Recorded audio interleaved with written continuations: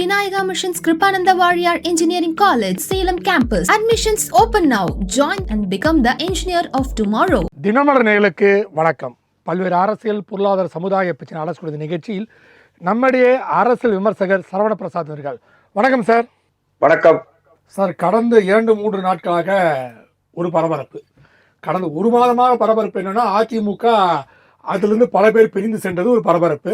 இப்போ இந்த 3 நாட்களாக அண்ணாமலை வீத லீடர்ன்ற அமைப்பு துவங்கியிருக்கிறாரு. பாஜக விட்டு பிரிந்து சென்றிருக்கிறார். அவரோட ரிசிக்னேஷனும் ஏற்றுக்கொள்ளப்பட்டது. அதுக்கப்புறம் பார்த்தீங்கன்னா கிட்டத்தட்ட ஒரு 16-17 லட்சம் பேர் உறுப்பினராக ஆன்லைனில் ஆயிருக்காங்க. ஸோ இந்த நிகழ்வை எப்படி சார் பார்க்குறீங்க? சரி, நம்ம ரெண்டுத்தையும் வேறுபட்டு தான் பார்க்கணும். அதிமுகவுடைய பிளவுக்கோ இதுக்கோ சம்பந்தம் கிடையாது. அண்ணாமலை இப்போ எடுத்த முடிவு இல்லை. இது ஒரு சில மாதங்களுக்கு முன்னாகவே எடுக்கப்பட்ட முடிவு தான் இது. பட் தேர்தலுக்கு பின்னர் தான் இந்த அறிவிப்பு வரணுன்றதுல தலைமை, அதாவது மத்திய பாஜக தலைமை ரொம்ப குறியா இருந்தாங்க. அவங்களும் ஏற்கனவே பேசிட்டாங்க, நீங்க எலெக்ஷனை முடிச்சுட்டு அப்புறமா நீங்க பண்ணுங்கன்ட்டு. மத்த எந்த, அதாவது இப்ப நார்மலா ஒரு கட்சியில இருந்து விலகிட்டு போகும்போது அவங்க பாட்டு சாதாரணமா ஒரு விலகல் லெட்டரை கொடுத்துட்டு அவங்க பாட்டு போயிருவாங்க. பட் இவர் அந்த பாதையில இருந்து ஒரு மாறுதலா இருக்கணும், ஒரு மாற்றமா இருக்கணும்ன்றதுக்காக அவர் டெல்லியில போய் அவங்கள சந்திக்கிறாரு. அவங்கள சந்திச்சு அவங்களுடைய ஒரு அதை நம்ம ஒரு ஆசீர்வாதம் வாங்கணும் அப்படின்ற இது கிடையாது. ஒரு அனுமதியோடையோ இல்ல அவங்களுக்கு சொல்லிட்டோ, ஒரு சாதாரணமா இப்போ ஒரு ஆபீஸ்ல ரெசிக்னேஷன் பண்ணும்போது நம்ம சர்வசாதாரணமா நான் கிளம்புறேன் அப்படின்னு தூக்கி போட்டு வர முடியாது. அவங்க கேட்பாங்க, என்ன எதுக்குன்னு கேட்பாங்க, அதுக்கான விளக்கங்கள் கொடுக்க வேண்டியிருக்கும். அவங்க உங்களை சாட்டிஸ்ஃபை பண்ண ட்ரை பண்ணுவாங்க. அதுக்கப்புறம் தான் நீங்க ஒரு முடிவு எடுத்து நான் வெளியில வர்றேன், நான் வேற ஒரு கம்பெனி ஜாயின் பண்றேன், இல்ல நான் புதுசா நானே ஒரு கம்பெனி ஆரம்பிக்கிறேன். அது போலதான் இதுவும். சோ அண்ணாமலை முன்னரே அறிவிச்சிருக்கிறாரு, நான் இந்த மாதிரி தேர்தலுக்கு முன்னாடியே, இன்ஃபேக்ட் நம்ம சட்டசபை தேர்தலுக்கு முன்னாடியே அறிவிச்சிருக்காரு. பட் அவங்க இல்ல நீங்க தேர்தலை முடிச்சுட்டு போங்க. சோ தேர்தலை முடிச்சிட்டாரு. முடிச்சப்பறம் he was waiting for the time. போய் பார்த்தாரு. போய் பார்த்துட்டு யாரை பார்க்கணும் பார்த்துட்டு லெட்டரை கொடுத்துட்டு அதுக்கப்புறம் வந்தாரு. இவர் இந்த இயக்கம், வி த பீப்புள் இயக்கம் அது இன்னைக்கு நேத்திக்கு ஆரம்பிச்சுக்கப்பட்டது இல்ல. அது கிட்டத்தட்ட ஆரம்பிச்சு ரொம்ப வருஷம் ஆகுது. இன்ஃபேக்ட் அவர் மாநில தலைவரா இருக்கும் போதே இன்ஃபேக்ட் அதை ஆரம்பிச்சிருப்பாங்க. முன்னாடியே ஆரம்பிச்சார் இல்லையா? சொல்லுங்க சார். இருக்கிறதுக்கு முன்னாடியே அவர் ஆரம்பிச்சிட்டார் இல்லையா? அதாவது பாஜகக்குள்ள வர்றதுக்கு முன்னாடியே ஆரம்பிச்ச நிகழ்வு இல்ல அது. ஆமா, அது அந்த இயக்கம் எதுக்காக ஆரம்பிக்கப்பட்டதுன்னா, அவர் என்ன ஃபீல் பண்ணாரு அப்படின்னா, தமிழ்நாட்டுல மக்கள் அரசியல் வயப்படவில்லை. நிறைய தடவை சீமானும் பல மேடைகளை சொன்னதுதான் அது. மக்கள் அரசியல் வயப்படவே இல்லை. இளைஞர்கள் அரசியலை புரிஞ்சுக்கணும். அவங்களை பொறுத்த வரைக்கும் அரசியல்னா ஒரு வெறுப்பா இருந்தாங்க. அதே மாதிரி பல பேருக்கு அரசியல் அது ஒரு மோசமானது அப்படி இல்லாம இதை ஒரு நல்ல இதுவா எடுத்துட்டு போகணும் அப்படின்றதால அந்த ஒரு இதை ஆரம்பிச்சாரு. அவர் அந்த என்ஜிஓல அவர் ஆரம்பிச்சப்பட்டு அவர் வேலைகள் என்னன்னு பாத்தீங்கன்னா, மக்கள் அரசியலை புரிஞ்சுக்கிறது, மேடை பேச்சு, சமுதாய கருத்துக்கள், சமுதாய இது என்னென்ன பிரச்சனைகள் இருக்கு, அதை எப்படி அணுகிறது, அதை எப்படி மக்களுக்கு புரிய வைக்கிறது. அது போல நான் மக்களுக்கு நிறைய ட்ரைனிங் கொடுத்தாரு, நிறைய ஸ்டூடெண்ட்ஸுக்கு ட்ரைனிங் கொடுத்தாரு. நிறைய இடத்துல இவர் விசிட் போயிருக்காரு.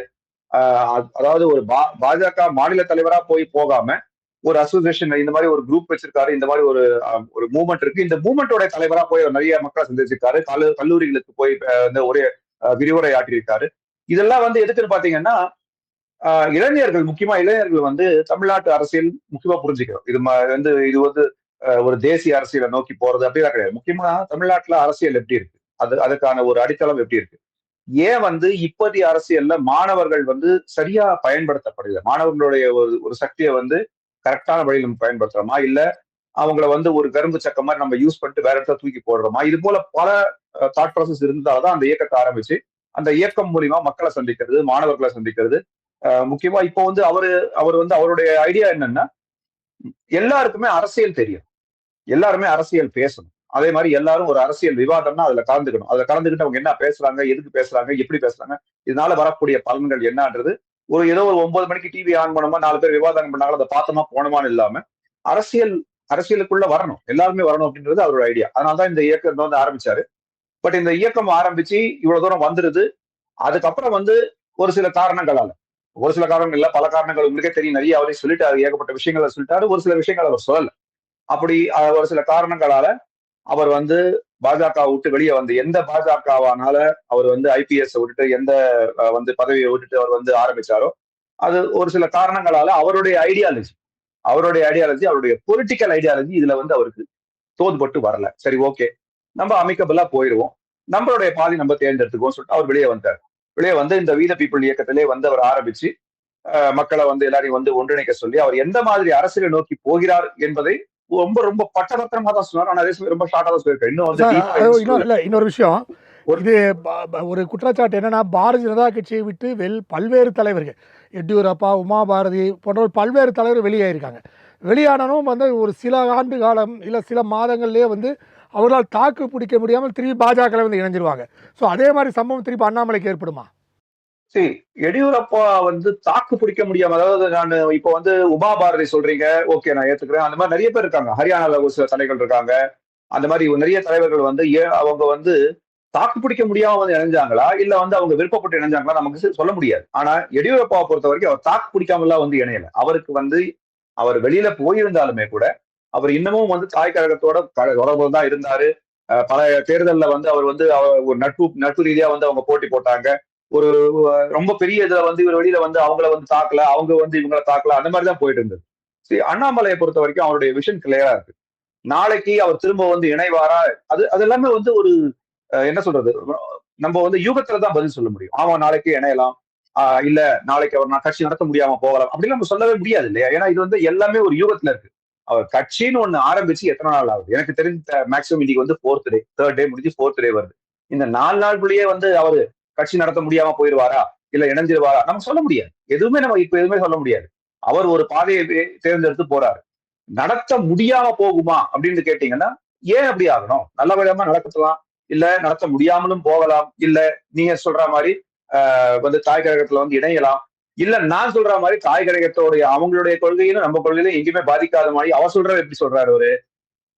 பாஜகவுக்கு ஒரு கொள்கை இருக்கு, தமிழர்கள் நோக்கி ஒரு கொள்கை இருக்கு, எங்களுக்கு ஒரு கொள்கை இருக்கு. இது இரண்டத்தையும் வந்து நாங்க ஒரே பாதையில கொண்டு போறோம். கொண்டு போகும்போது எங்கடா ஒரு இடத்துல ஒரு டிவியேஷன் வரும்போது மாற்றி கூட கொண்டு வந்து ஒன்னா கூட கொண்டு போகலாம், ஒன்னா கூட பயணிக்கலாம் அப்படின்னு அவர் சொல்றாரு. அவர் சொல்றது அப்படிதான். யாரோடய வந்து பகமை பாராட்டி இந்த கட்சி எனக்கு எதிரான கட்சி, அந்த கட்சி எனக்கு எதிரான கட்சி அப்படிலாம் கிடையாது.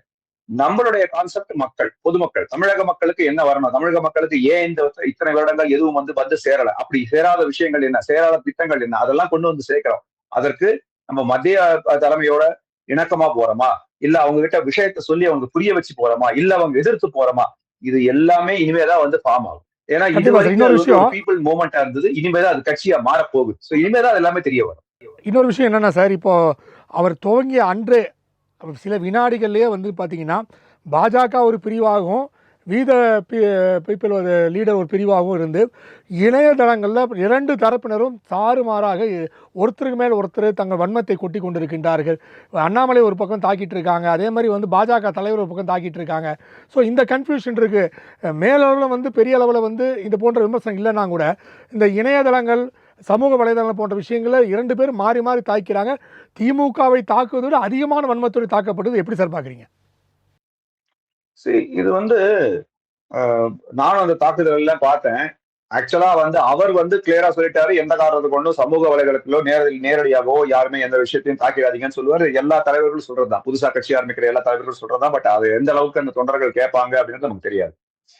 சரி, பாஜகவை பொறுத்த வரைக்கும் தமிழிசை மேடம் வந்து ஒரு கிளியரா சொல்லியிருக்காங்க, இது போல வந்து அவர் சேர்ந்ததால எந்த லாபமும் இல்லை, அவர் பிரிஞ்சு போறதால எந்த நஷ்டமும் இல்லை. ஆனாலும் அது என்ன இதுன்னு தெரியல, எவ்ரி ஹாஃப் அன் அவருக்கு யாராவது ஒருத்தர் ஏதாவது ஒரு பதிவை போட்டுட்டு அவரை வந்து ஏதாவது பேசிக்கிட்டு தான் இருக்காங்க. இப்போ வந்து கடந்த 2 நாள்ல வந்து பாத்தீங்கன்னா, கடந்த 1.5 நாளா நான் பாக்குறேன், அந்த அவருடைய நேரடி தாக்குதலை விட்டுட்டு இப்ப என்ன பண்றாங்க, நாங்கெல்லாம் வந்து சனாதானிகள், நாங்கள் வந்து எங்கள் கொடி வந்து தேர்வு செய்து பிஜேபி கொடி, நாங்க செத்தாலும் பிஜேபி தான், அந்த மாதிரி எல்லாம் வந்து பதிவெல்லாம் போட முடியும். இவங்க எல்லாம் இத்தனை நாள் அந்த மாதிரி பதிவெல்லாம் போட்டதில்லை. நான் சொல்றது நல்ல ஒரு மிட் லெவல் ரேஞ்ச் இருக்க நல்ல உயர்நகர தலைவர்களே வந்து என்ன பண்றாங்க, இப்போ ஒரு சில பதிவுகள்லாம் பாத்தீங்கன்னா, விட்டுட்டு போறவங்க போகட்டும், நாங்க போக மாட்டோம், இப்படி சொல்ல வேண்டிய அவசியமே இல்லை. பாரதிய ஜனதா கட்சி வந்து எத்தனையோ பேர் போயிருக்காங்க, வந்திருக்காங்க. மாநில தலைவரா இருந்து அண்ணாமலை வந்து வெளியில வந்திருக்காரு, மாநில தலைவரா இருந்தாரு, அப்புறம் வந்து அந்த கட்சியில வந்து ஒரு சாதாரண காரியகர்த்தாவா இருந்தாரு, அதுக்கப்புறம் வெளியே வந்திருக்காரு. இவர் வந்து ஒரு தாக்கத்தை ஏற்படுத்தி இருக்காரா இல்லையா அப்படின்றத வந்து நம்ம எதை வச்சு தீர்மானிக்க முடியும்? இப்போ வந்து இவர் வெளியே போயிட்டாருன்னா பிஜேபிக்கு பெரிய தாக்கம் அப்படின்னு ஒரு பக்கமும், இல்ல பிஜேபிக்கு எல்லாம் தாக்கமே இல்லை, எந்த வித தாக்கமும் இல்லைன்னு ஒரு பக்கம் சொல்றாங்க. இவர் தாக்கத்தை ஏற்படுத்தி இருக்காரா இல்லையான்றதை நம்ம எப்படி சொல்ல முடியும்? எதை ஸ்கேல் வச்சு பண்ண முடியும்? என்ன டேட்டா இருக்கு நம்மகிட்ட? ஒண்ணுமே கிடையாது. ஒரு 4 நாள்ல ஒருத்தர் கட்சி ஆரம்பிச்சு உடனே வந்து தாக்கத்தை ஏற்படுத்திட்டாரு நம்ம சொல்ல முடியாது இல்லையா? அது அவருக்கும் தெரியும், அது அண்ணாமலைக்கும் தெரியும். அது இது வந்து இன்னைக்குதான் இந்த மெஷர்மெண்ட்டை பார்த்து நம்ம வந்து இன்னைக்கு வந்து 17 லட்சம் பேர் வந்து சேர்ந்திருக்காங்க. அந்த 17 லட்சம் பேர்னால வந்து அப்படியே நம்ம வந்து பெரிய தாக்கத்தை ஏற்படுத்த முடியுமா? இல்லையே. இன்னும் அவர் கடந்து போக வேண்டிய தூரம் நிறைய இருக்கிறது இல்லையா? அவர் நிறைய ப்ரூவ் பண்ண வந்து அரசியல்ல இந்த 17 லட்சம் பேரையும் கட்டுக்கோப்பா வந்து அவர் வந்து ஒரு ஃபோர்ஸா கொண்டு போய் அவங்களுக்கு சொல்ல வேண்டியதை சொல்லி அவர் நடத்த வேண்டியதை நடத்தி அதை வந்து ஒரு ஒரு ஒரு ஃபோர்ஸா மாத்தி ஒரு ஓட்டிங் ஃபோர்ஸா மாத்தணும்ன்றது இருக்கு இல்லையா? பிஜேபிக்கு அந்த பிரச்சனை கிடையாது. பிஜேபி ஏற்கனவே களத்துல இருக்குது. ஏற்கனவே ரெஜிஸ்டர்ட் பார்ட்டி, ஏற்கனவே தொண்டர்கள் இருக்கிறார்கள், இத்தனை பேர் இருக்கிறாங்க. அவங்க ஏன் பதட்டப்படுறாங்க அப்படின்ற கேள்வி வந்து நான் வந்து மக்களோட யோகத்துக்கு தான் விடணும். ஏன் பதட்டப்படணும்? பதட்டப்பட வேண்டிய அவசியம் இல்லை. என்ன பொறுத்த வரைக்கும் பதட்டப்பட வேண்டிய அவசியம் இல்லை. அண்ணாமலை ஒரு மாநில தலைவர், முன்னாள் மாநில தலைவர், பாஜக விட்டு வெளியே போயிட்டார், அவ்வளவுதானே. அவருக்கு பிடிக்கல, போயிட்டாரு. அவர் பாட்டு நடத்த போறாரு. அவரை தாக்க வேண்டிய அவசியம் நீங்க வந்து ஒரு இதுவா இல்ல, நீங்க எல்லாம் ஒரு ஃபோர்ஸே இல்லைன்னு இருந்துட்டு போகட்டும். அவர் ஃபோர்ஸே இல்லாம கூட இருக்கட்டும். இல்ல நீங்க வந்து இது போல ஒரு துரோகம் நினைச்சிட்டீங்க அப்படின்னா அதெல்லாம் மக்கள் தான் சொல்லணும். கட்சிக்கு துரோகம் பண்ணிட்டாரு நீங்க எந்த விதத்துல சொல்லுவீங்க? அவர் வந்து கட்சியில வந்து ஒரேடியா வந்து திடீர்னு நான் போய் இந்த ஒரு கட்சி ஆரம்பிக்கிறேன், நீங்க எல்லாம் வெளியில வந்து சேருங்க, யாரையும் அந்த மாதிரி ஒரு கூட்டலையே. பாஜக விட்டு வெளியே வாருங்க அப்படின்னு ஏதாவது சொன்னாரா? இதே இப்போ மதிமுக ஆரம்பிக்கும் போது நீங்களும் நாங்களா எல்லாம் நம்ம பார்த்திருக்கிறோம். மதிமுக ஆரம்பிக்கும் போது எவ்வளவு போராட்டம் நடந்தது, எத்தனை பேர் தீக்கு குடிச்சு செத்தாங்க. வைகோ வந்து கட்சியை விட்டு நீக்கினாங்க, தீக்கு குடிச்சு செத்தாங்க. அவரும் எவ்வளவு ஃபோர்ஸாக வந்து கலைஞர் குடும்பத்தை எதிர்த்தாரு, குடும்ப அரசியல் எதிர்த்தாரு, ஸ்டாலின் எதிர்த்தாரு. இன்னைக்கு எங்க இருக்காரு? அது போல நிறைய நடக்கும். அரசியல் நிகழ்ச்சியில பொறுத்த வரைக்கும் எவ்வளவோ நடக்கும். அதனால ஒரு 4 நாள் கூட ஆகாத ஒரு ஒரு இயக்கம், இன்ஃபேக்ட் அது அரசியல் கட்சியா இன்னும் மாறவே இல்லை. நம்மளுக்கு ஒரு விஷன் இருக்குன்ற அந்த விஷனை பத்தி நம்ம டிஸ்கஷன் பண்ணல. 4 நாள் ஆன ஒரு கட்சியை பார்த்து ஒரு தேசிய அளவில் இருக்கிற ஒரு கட்சி மாநில அளவுல பதற்றம் அடையுது அப்படின்னு நீங்க நினைச்சீங்க அப்படின்னா அந்த பதற்றத்துக்கு பின்னாடி ஏதோ ஒண்ணு இருக்குன்னு அர்த்தம் இல்லையா? ஏன் பதறணும்? எனக்கு என்ன பொறுத்தவரைக்கும் பதற வேண்டிய அவசியம் இல்லை. பாஜக மாநில கட்சியை வந்து எந்த வித பிரச்சனையும் எதிர்நோக்க வேண்டிய அவசியமே எனக்கு தெரியல. பட் அவங்க அப்படி வந்து உடனே பதற்றம் அடைஞ்சு அவங்களுடைய ஏவுகணைகள் எல்லாம் ஒட்டுமொத்தமா அண்ணாமலை தாக்கிட்டு இருக்கிறாங்க அப்படின்னு சொன்னா அது வந்து பாஜக செய்கிற ஒரு மிகப்பெரிய தவறாதான். இல்ல சார், அண்ணாமலை மேல அண்ணாமலை அவங்க மெம்பர்ஸ் கூட பாஜகவை தாக்குறாங்க. 2 பேரும் சமணமா நடந்துகிட்டு இருக்கு இல்லையா?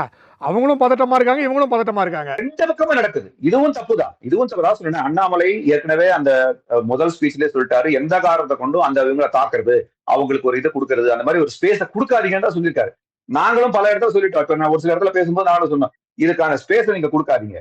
இதுக்கான ஸ்பேஸ் கிடையாது. உங்களுடைய எதிரி வந்து இவங்க கிடையாது. அவங்க பிரிஞ்சு வந்துட்டீங்க, ஓகே, உங்களுக்கு பிடிக்கல பிரிஞ்சு வந்துட்டீங்க. நீங்க ஒருத்தர் தாக்க வேண்டிய அவசியம் இல்லை. உங்களுடைய பாதை என்னவோ அதை நீங்க பாருங்க. அதே மாதிரி பாஜக என்ன பாதையோ, தமிழக பாஜக அவங்க எந்த பாதையில போறாங்களோ அவங்க பாட்டு போய்கிட்டு போட்டோம். இதுல வந்து அவர் இப்படி பேசுவாரா, அவர் இதை பத்தி பேசுவாரா, அதே மாதிரி வந்து இந்த கட்சி அதை பத்தி பேசுமா, இத்தனை நாள் பேசல, எல்லாம் வரும், எல்லாமே இருக்கும். பட் இப்போ வந்து பாதைன்றது பிரிஞ்சு போச்சு. 2 பக்கமும் பிரிஞ்சு போச்சு. அண்ணாமலை அவருடைய பாதையை செலக்ட் பண்ணிட்டாரு, தமிழக பாஜக ஏற்கனவே அவங்களுடைய பாதையை செலக்ட் பண்ணிச்சு.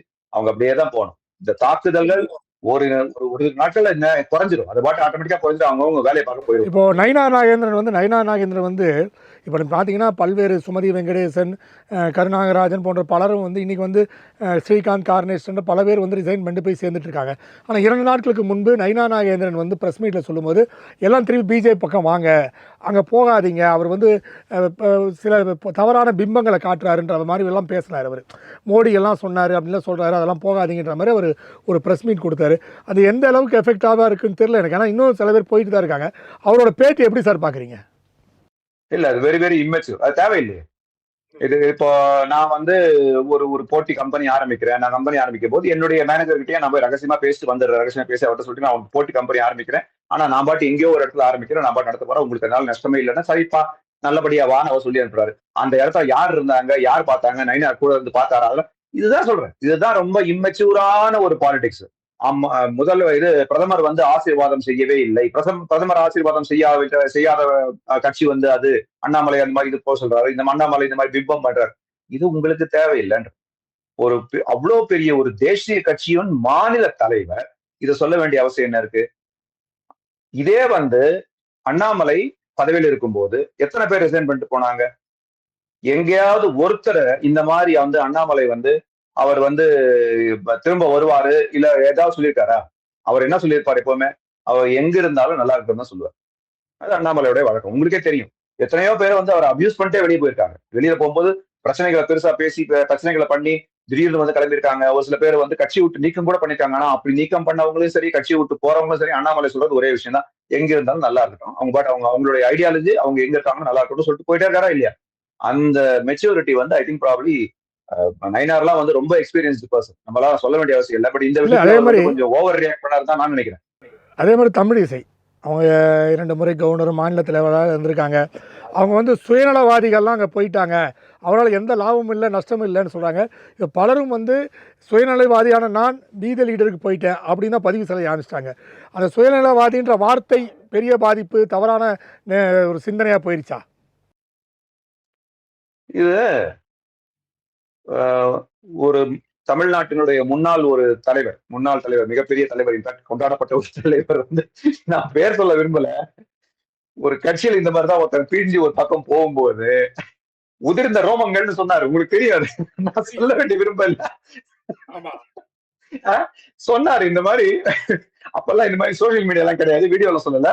ஆனா பத்திரிகையில அடுத்த நாள் பட்டணத்திரமா போட்டாங்க, என்னை விட்டு செல்பவர்கள் உதிர்ந்த ரோமங்கள் அப்படின்னு சொன்னாரு.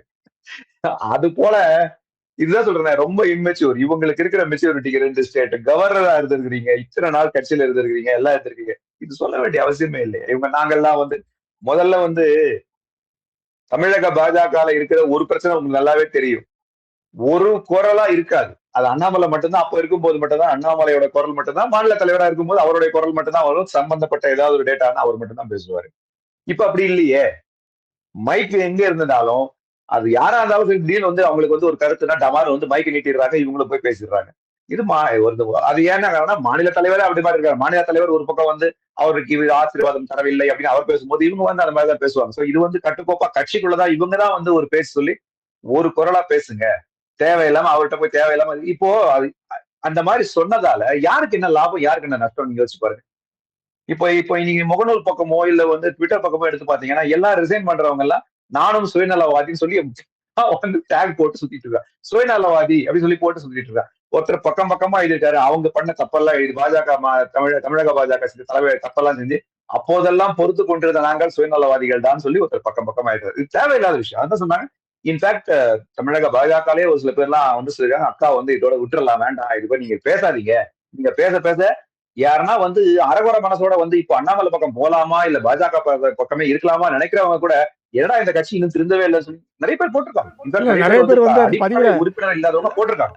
இல்லை, அந்த பதிவில் பார்த்தேன், நிறைய பேர் போட்டிருந்தாங்க. இது மாதிரி அவர்களுக்கு ப்ரெஸ் மீட் தர ஒரு 1000 பேர் போயிட்டே இருக்காங்க, அவங்க கொஞ்சம் ப்ரெஸ் மீட்டை கொஞ்சம் நிறுத்திக்கோங்கன்னு சொல்கிற மாதிரி இருந்துச்சு. அது ஒரு பக்கம் இருந்தாலும் சார், இன்னொரு பக்கம் சுமதி வெங்கடேசன் ரிசைன் பண்ணிட்டு வந்தோடனே இஸ்லாமிய அமைப்புகளுடன் பேச்சுவார்த்தை நாங்கள் நடத்த போகிறோம் அப்படின்னு சொல்லப்பட்டிருந்துச்சு.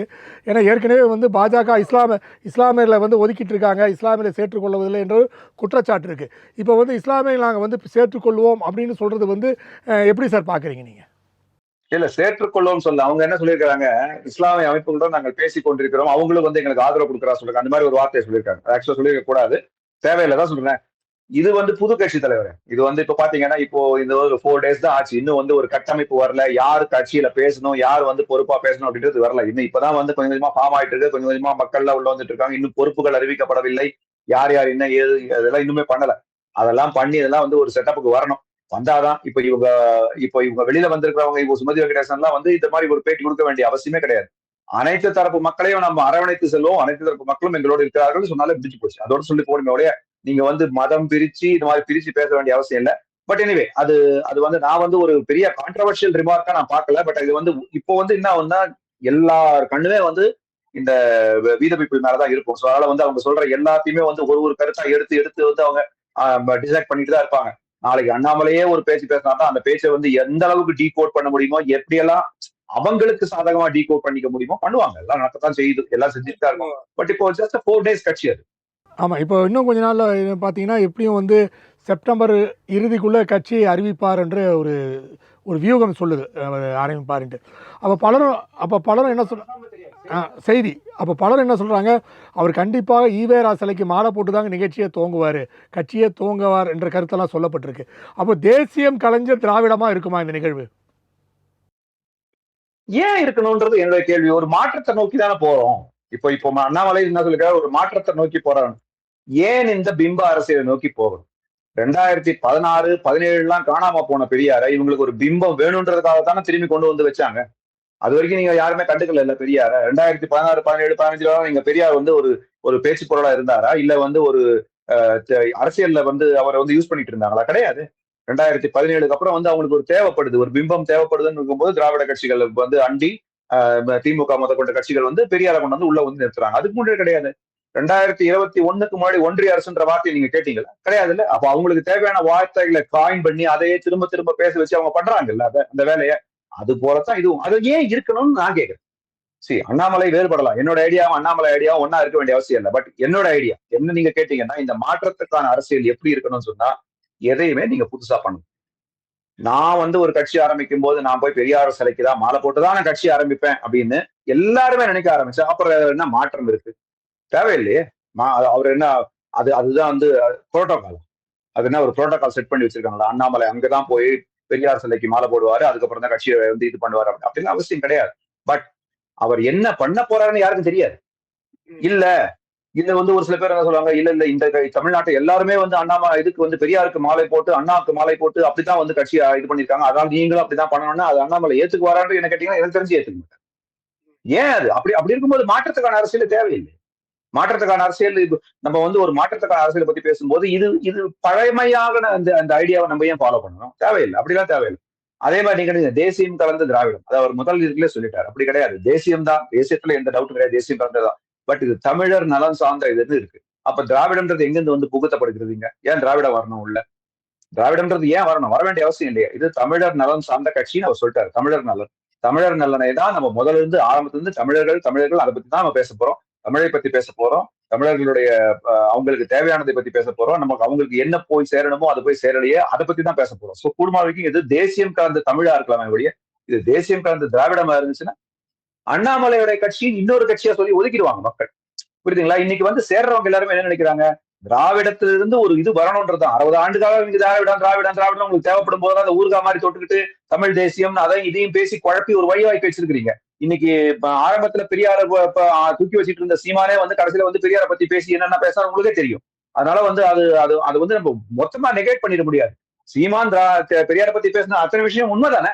அது ஒண்ணும் பொய்ய ஒண்ணு இல்லையா? அவர் ஒன்னும் பொய்யா திருச்சி இல்லைன்னு சொல்லிருக்கலையே. அவர் பேசுனது பூரா உண்மைதானே?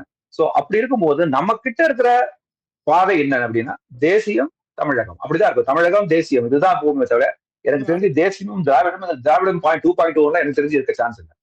அடுத்த எப்படி பொது தேர்தலில் கண்டிப்பாக நம்ம தேர்தலில் போட்டிடுவோம்னு சொல்லுங்கள். அது உள்ளாட்சி தேர்தலாக கூட ஜனவரி பிப்ரவரி உள்ளாட்சி தேர்தல் வந்துடும். அப்போ அந்த தேர்தல் சமயத்தில் பாஜகவும் போட்டியிடும்.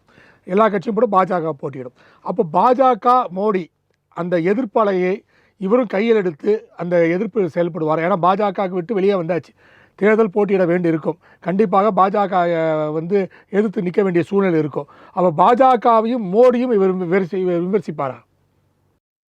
இல்ல, நீங்க ஒரு விஷயத்த புரிஞ்சுக்கணும் சார். எப்படின்னா உள்ளாட்சி தேர்தல்ல இப்ப எப்பவுமே நடக்கிற ஒரு பிரச்சனை இதுதான். இது எம்எல்ஏ தேர்தலா இருந்தாலும் சரி, எம்பி தேர்தலா இருந்தாலும் சரி, எல்லா தேர்தலும் எந்த தேர்தல் எடுத்தாலும் இவங்க ஏதாவது தமிழகத்துல எப்படி கட்டமைப்பு வச்சிருக்காங்க, மோடி எதிர்ப்புன்ற ஒரு அலையை வச்சுதான் எல்லாருமே ஜெயிச்சிட்டு இருக்காங்க இந்த நிமிஷம் வரைக்கும். அது ஈவன் அதிமுக அந்த வேலை செஞ்சுதா இல்லையா? அது இப்ப கூட்டணி இருக்குது, ஓகே. பட் கூட்டணி இல்லாதப்போ நம்ம கூட்டணி விட்டு வெளியே இருக்கும்போது மோடியை பத்தியும் பேசினாங்களா, மத்திய அமைச்சர்கள் பத்தியும் பேசினாங்களா, மத்திய அரசாங்கத்தை பத்தியும் பேசினாங்க, இவங்க தரல அது தரல எல்லாம் பேசினாங்கல்ல. உள்ளாட்சி பிரச்சனைகள் என்ன? உள்ளாட்சி தேர்தல்ல ஏன் நம்ம மோடியை பத்தி பேசணும்? மோடி எங்க அங்க நிக்க போறாரு? மோடி போஸ்டர் நோட்டீஸ்ல பாஜக கண்டிப்பாக தாமரை சின்னம் போடும், மோடியை போடுவாங்க, எல்லாம் பண்ணுவாங்கல்ல. இவங்களும் அதே மாதிரி மோடி போட்டோ கொண்டு வருவாங்களா? மோடின்றவர் இப்ப இன்னைக்கு பாரத பிரதமர். நீங்க கட்சியை பிரிச்சு பாத்தீங்கன்னா கண்டிப்பா இவங்க அண்ணாமலை கட்சியை மோடியை உபயோகப்படுத்த முடியுமான்றது தெரியாது, உபயோகப்படுத்த முடியாது. ஆனா அதே சமயம் உள்ளாட்சி தேர்தலில் அவர் இப்ப உள்ளாட்சி தேர்தலில் போட்டியிடுறாருன்னு வச்சுக்கோங்க. அவங்களை பொறுத்த வரைக்கும் உள்ளாட்சி பிரச்சனைகள் என்ன இருக்கோ அதை பத்தி தான் பேசுவாங்க. உள்ளாட்சிகளை பத்தி என்ன பேசணுமோ அதை பத்தி தான் பேசுவாங்க. தமிழ்நாட்டுல உள்ளாட்சி உதாரணத்துக்கு நீங்க ஒரு குன்னூர்னு ஒரு தொகுதி எடுத்தீங்கன்னா குன்னூர் தொகுதியில என்ன பிரச்சனை இருக்கோ அதை பத்தி தானே பேசுவாங்க. அதற்கு நம்ம என்ன அட்ரஸ் பண்ண போறோம்? தமிழக கட்சியான வீத பீப்புள் என்ன அட்ரஸ் பண்ண போறாங்க? அதுக்கு நம்ம யாரை எதிர்பார்த்து ஒர்க் பண்ண போறோம், என்ன மாதிரி அட்ரஸ் பண்ண போறோம், அப்படித்தான் இருக்குமே ஒழிய இதுல எல்லாத்துலயும் நம்ம எதை எடுத்தாலும் மோடியையும் பாஜகவையும் மத்திய அரசாங்கத்தையும் இழுத்துட்டு வந்தோம்னா அது வழக்கம் போல சொன்னாங்க. எல்லா கட்சிகளும் செய்கிற அதே தவிர வீத பீப்புள் செய்யாது என நம்புவோம். ஏன்னா உள்ளாட்சி தேர்தல் பிரச்சனைகளை உள்ளாட்சியில பேசணும். உள்ளாட்சி தேர்தல் அதை பத்தி தான் நீங்க பேசணும் ஒழிய இங்கேயும் நீங்க மோடி எதிர்ப்பை கொண்டு இந்தி திணிப்பை பத்தி பேசுனீங்கன்னா I don't think so it will go to work out. அப்படி ஒர்க் அவுட் ஆகாது. எனக்கு தெரிஞ்சதான் சொன்னேன். அரசியலே நிறைய மாறுபட வேண்டி இருக்கு. நம்ம இங்க அரசியல் எப்படி நம்ம பாக்குறோம், உள்ளாட்சி தேர்தல் அரசியலையும் நம்ம மத்திய அரசாங்கத்தை கொண்டாந்து தாக்கணும் அப்படின்னா மக்கள் அப்படிதான் போறாங்க. மக்களுக்கு புரியல. மக்களுக்கு அப்படியா மோடியை பத்தி பேசுறாங்க, ஏன் பேசணும்? அது மக்கள் அது சொன்னேன். இங்க மக்கள் அரசியல் வயப்படவில்லை. மற்ற மாநிலத்தை கவர் பண்ணும்போது மக்கள் இங்க அரசியல் வயப்படவில்லை. மக்கள் அரசியல் வயப்பட்டாங்கன்னா ஃபர்ஸ்ட் கேட்பாங்க, டேய் நீ உள்ளாட்சி தேர்தல் நிக்கிற, நீ எதுக்கு மோடி பத்தி பேசுற, மோடி இங்க வந்து என்ன பண்ண போறாரு அப்படின்னு கேட்பாங்கல்ல. மக்கள் கேட்க ஆரம்பிச்சாங்கன்னா அன்னைக்கு மாறுதல் வரும். அந்த மாறுதல் வர்ற வரைக்கும் இந்த பணநாயகம் அப்படிதான் இருக்கும். பார்க்கலாம். இப்ப விஜய் ஜெயிச்சிருக்காரு. விஜய் வந்து பணம் கொடுக்காம தான் ஜெயிச்சிருக்காரு. ஒரு சில இடத்துல பணமே போகல, பணமே இது பண்ணல, செலவு பண்ணாம ஜெயிச்சிருக்காரு. இவங்க சொல்றத பத்தி நான் பேச விரும்பல. அவங்க ரீல்ஸ் வச்சு ஜெயிச்சாங்க, ஜெயிச்சாங்க அப்படிலாம் கிடையாது. ஒரு மாற்றத்தை நோக்கி மக்கள் போனாங்க. அந்த மாற்றத்தை தர்றதுக்கு மற்ற கட்சிகள் தயாரா இல்லைன்னு அவங்க போனாங்க. அடுத்த தேர்தல்ல எனக்கு தெரிஞ்சு பண பட்டுவாடா கம்மியா இருக்கும்னு நினைக்கிறேன். கொஞ்சம் கொஞ்சமா இந்த பணப்பட்டுவாடா பிரச்சனையை வந்து தீர்க்கணும் தமிழ்நாட்டை பொறுத்த வரைக்கும். அப்போ ஒரு மாறுதலா ஒரு கட்சிகள் வரும்போது எந்த பிரச்சனை இருக்கோ அந்த பிரச்சனையை மாத்திரமே பேசிட்டு அப்படி போனாங்கன்னு சொன்னா அப்ப வந்து மத்திய அரசாங்கத்தை பத்தி பேச வேண்டிய அவசியம் இல்லை. இன்னொன்னு, மோடி படத்தை போட்டு வந்து எனக்கு தெரிஞ்சு வீத பீப்புள் எல்லாம் வந்து அட்வர்டைஸ்மெண்ட் எல்லாம் போவாங்களா தெரியாது, சொல்ல முடியாது. போடலாம், ஒரு சில பேர் தனிப்பட்ட முறையில போடலாம், இல்ல ஒரு சில பேர் கட்சி இதுவா போடலாம், அது ஒரு பிரச்சனையா கூட வெடிக்கலாம். ஆனா தமிழக பாஜக பொறுத்த வரைக்கும் கண்டிப்பா மோடி படமும் இருக்கும், தலைவர் படமும் இருக்கும், மாநில தலைவர் படத்தை போட்டுதான் வந்து ஓட்டு கேட்பாங்க. ஒரு கட்சியா அவங்க போரிடுறாங்க, இதுவா இவங்க போரிடுறாங்க, பார்ப்போம். சார், கடைசி கொஸ்டின். ஒருவேளை மோடியோ இல்லை அமித்ஷாவோ அவர்களோ இன்னும் சில நாட்களில் எங்களோட ஆசீர்வாதமாக எதுவுமே கிடையாது வீத பீப்புளுக்கு, வீட்டு லீடருக்கு அப்படின்னு ஒரு அறிவிப்பு வெளியே வந்தால் எப்படி சார் வந்து அண்ணாமலை சமாளிக்க முடியும்னு நினைக்கிறீங்களா? இருக்கிறது போட்டோம். ஒரு மாநில கட்சி, எத்தனையோ மாநில கட்சிகள் உருவாக்குனாங்க. பிஜேபி இருக்கும்போது பிஜேபி இதுல வாஜ்பாய் காலத்துல வந்து எத்தனையோ மாநில கட்சிகள் உடைந்து உருவானது. அப்பெல்லாம் வந்து அனௌன்ஸ்மெண்ட் கொடுத்தாங்களா? உங்களுடைய எக்ஸ்பீரியன்ஸ்ல, பத்திரிகையாளர் எக்ஸ்பீரியன்ஸ் சொல்லுங்க. டு யூ திங்க் ஒரு ஸ்டேட் ஒரு யூனிட்ல ஒருத்தர் உடஞ்சி தனியா போயிட்டாருன்றதால மத்திய தலைமையில பிரதமர் ரேஞ்சிலேயோ இல்ல உள்துறை அமைச்சர் ரேஞ்சிலேயோ இதை பத்தி பேசுவாங்க நீங்க நினைக்கிறீங்களா? அவங்களுக்கு அந்த அளவுக்கு வந்து ஒரு நேரமோ இல்ல இது ஒதுக்கி பார்க்க வேண்டிய அவசியமோ அவங்களுக்கு இருக்கா? எனக்கு தெரிஞ்சு இல்ல. எனக்கு தெரிஞ்சு மோடி எல்லாம் வந்து விஷயம் கேள்விப்பட்டிருப்பார். கண்டிப்பா உளவுத்துறை மூலியமாவோ இல்ல அவங்களுக்கு தகவல் மூலியமாவோ அவங்களுக்கு எல்லா தகவலும் தெரியும். ஒரு நாளைக்கு 18 மணி நேரம் உழைக்கிற பிரதமர் அவர் கண்டிப்பா இந்த விஷயம் எல்லாம் தெரியும். 24 மணி நேரம் எலெக்ஷன் மோட்ல இருக்கிற ஒரு பிரதமர் அவர். 24 மணி நேரமும் ஒண்ணு நாட்டை பத்தி யோசிப்பாரு, இல்ல வந்து இந்த இடத்துல வந்து என்ன பண்ணலாம், ஏது பண்ணலாம், அடுத்த முயற்சிகள் என்ன பண்ணலாம், அப்படி யோசிக்கிற ஒரு பிரதமர் அவர். அவருக்கு வந்து இந்த விஷயம் தெரியாம இருந்திருக்குமா? கண்டிப்பா இருந்திருக்கும். அப்படி சொல்ல வேண்டிய ஒரு அவசியம், என்னுடைய ஆசீர்வாதம் இல்லாமல் இந்த கட்சி ஆரம்பிக்கப்பட்டது அப்படின்னு சொல்ல வேண்டிய அவசியம் இருந்தால் அதை என்னைக்கோ சொல்லியிருப்பாரு. 4 நாள் ஆட்சி கட்சி ஆரம்பிச்சு, அவருக்கு விஷயம் தெரியும், அன்னைக்கே சொல்லியிருப்பாரு. அண்ணாமலைக்கும் எனக்கு இதுக்கும் எந்த சம்பந்தம் இல்லைன்னு அறிக்கையும் விட்டுருப்பாங்க. இல்லையே. நிதின் நபீனோட லெட்டர் பாத்தீங்களா நீங்க? அவரோட ரெசிக்னேஷன் அக்செப்டன்ஸ். இது வரைக்கும் எத்தனையோ மாநில தலைவர்கள் ரெசிக்னேஷன் கொடுத்திருக்காங்க. எந்த ரெசிக்னேஷன் அக்செப்டன்ஸ் லெட்டர் நீங்க பாத்தீங்க? ஏதாவது ஒரு இடத்துல அக்செப்டன்ஸ் லெட்டர் பாத்திருக்கீங்களா? தமிழிசை இருந்தாங்க, அதுக்கு முன்னாடி பொன்னார் இருந்தாரு, இவங்க எல்லாம் அவங்க ரெசிக்னேஷன் கொடுத்திருக்காங்க. எங்கேயாவது உங்கள் ரெசிக்னேஷன் ஏற்றுக்கொள்ளப்பட்டது அப்படி சொல்லி லெட்டர் ஏதாவது கொடுத்திருக்காங்க? 11:50க்கு லெட்டர் ரிலீஸ் ஆகுது, 12 மணிக்கு ஒரு கட்சியை ரிலீஸ் பண்றாரு. எத்தனையோ நம்ம முடிச்சுக்கலாம், அவுக்கலாம். இங்கெல்லாம் உட்காந்து ஒண்ணுக்கு நம்ம லிங்க் பண்ணி பார்த்துட்டு இருந்தா நம்மளுக்கு தான் தவறு சுத்தம். ஏன்னா ஒரு சில விஷயங்கள் நடக்கிற போக்குல பார்த்துட்டு போகணுமே ஒழிய இதுக்கெல்லாம் பின்பாடி நம்ம வந்து ரிஷி மூலம் நதி மூலம் பார்த்துட்டு போனா பைத்தியம் தான் பிடிக்கும். ஒரு மாநில தலைவர் அக்செப்டன்ஸ் லெட்டரை 11:50க்கு ஒருத்தர் வந்து அக்செப்ட் பண்றாரு, அக்செப்டன்ஸ் லெட்டர் வருது, ரெசிக்னேஷன் அக்செப்டன்ஸ் 12 மணிக்கு இவர் அறிவிக்கிறார். ஏன் 12:01க்கு கூட மோடியும் அமித்ஷா வந்து அறிக்கை விட்டுருக்கலாமே, இதுக்கு எங்களுக்கு ஆசீர்வாதம், இதுக்கு வந்து நாங்க ஆசீர்வாதமே பண்ணல, இது எங்களுக்கு சம்பந்தம் இல்லாத கட்சி. பண்ணல இல்லையா? அதனால வந்து நடக்கட்டும். நடக்கும்போது அவங்க அப்படி ஒரு அறிவிக்க வேண்டிய அவசியமே அவங்க 2 பேருக்குமே கிடையாது. அப்படி ஒரு அவசியமே கிடையாது. பட் அப்படியே வந்துச்சுன்னா கூட அதையும் வந்து அண்ணாமலை எதிர்த்துதான் ஆகணும். அண்ணாமலை வந்து அதை எதிர்நோக்கிதான் இருக்கணும். ஓகே ஃபைன், உங்க ஆசீர்வாதம் இல்லையா, பரவாயில்லைங்க, நாங்க பாட்டு போறோம், அவர் பாட்டு போவார வழியா அது எப்படி நீ ஆசீர்வாதம் பண்ணாம போயிருவ அப்படின்னு சொல்லி திரும்பி சாமான்லாம் உடக்கூடிய சிச்சுவேஷன்லயோ இல்ல அப்படி ஒரு நிலைமையிலயோ அண்ணாமலை இல்ல. அவரை பொறுத்த வரைக்கும் is looking at different version. இந்த மாதிரி வந்து அரசியலையே வந்து ஒரு வித்தியாசமான முறையில கொண்டு போறாரு, மக்கள்கிட்ட கொண்டு போறாரு.